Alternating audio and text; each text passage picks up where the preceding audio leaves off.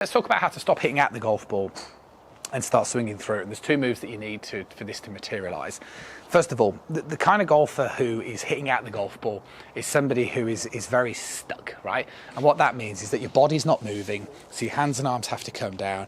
And this means that as you're pulling down on the club likely to get very steep, your arms are likely to get very stuck, and it means that you're going to do a lot of arm rotation to try and get that club through without much sort of oomph, right? So how do we get out of that habit? Well, the first thing you've got to convince yourself to do is to understand that actually when you start the downswing, your right arm should be straightening. And if you allow your right arm to straighten, you just take a moment to look at the club edge, you'll notice the way it's moving a long way away from the ball. So that's the first thing you've got to convince yourself through.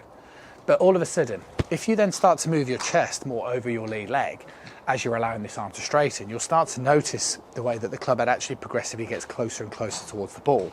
And if you then continue to keep turning like this and you let your arm kind of swing through a little bit, you'll start to notice actually the way that you can get that club on the back of the golf ball by moving your chest this way and straightening your arm.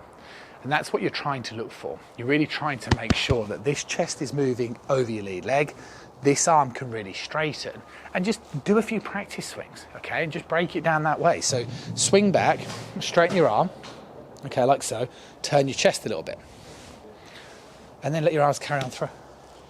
So straighten it, turn your chest a little bit, carry your arms through.